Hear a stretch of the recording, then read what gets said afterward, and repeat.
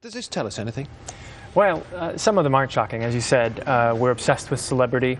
But what was interesting is not only are we obsessed with celebrity, but we also did a lot of searches on charities this year. So all those disasters, people weren't just looking for information, they were also looking for ways that they could contribute.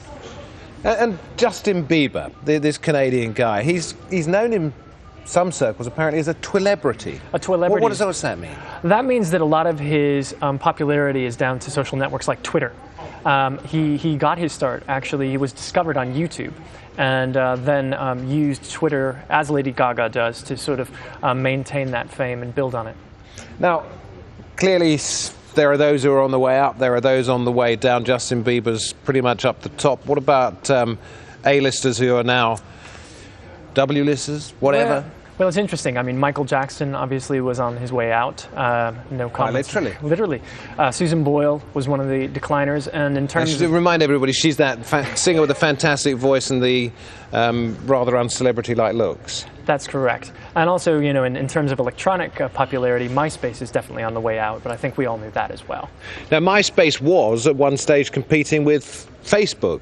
MySpace was the most popular social network before Facebook. And then Rupert Murdoch bought it, and whether that was a result of its drop in popularity or resulted in its drop in popularity, it's now kind of an also-ran and has had to shift it. And Rupert Murdoch has said it's on life support now and may pull the plug if it doesn't turn Kevin, what really tickled you when you looked at these lists? One of the things that fascinated me is just some of the regional differences. And one of the most popular searches in Kenya was love.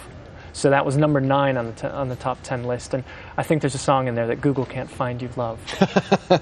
Google itself, you've been to their headquarters, haven't you? Absolutely, and it's interesting. You walk into their headquarters, and behind reception, you actually see what people are searching right now in real time. Only the clean ones? Only the clean ones. I think it's safe for...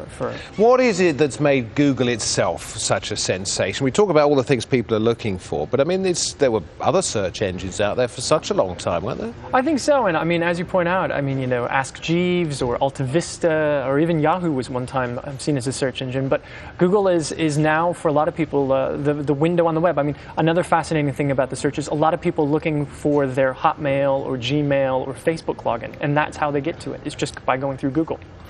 You'd think they'd have it in their favourites, wouldn't you? Yeah, I would remember it because they go there so often. Now tell me, what is this thing? I'm afraid I don't understand all of them, but chat roulette, that was number 1 in one of the categories, wasn't it? It's actually quite popular, and this was a service that would allow you to get a random web chat with somebody somewhere on the internet. And it's video too, isn't it? It's video too, which I think is one of its elements of its popularity. Some of those would be just talking to an interesting person around the world, and some of them might be seeing an interesting view of someone not entirely close. And it's effectively like just striking up a conversation with a complete stranger, isn't it? Absolutely, and some of them were quite interesting. I mean, there was one guy who just played piano songs, so you just randomly, he'd pop up and he'd play you a song, which was quite nice. But like I said, it also became known for some of its more adult content, shall we say.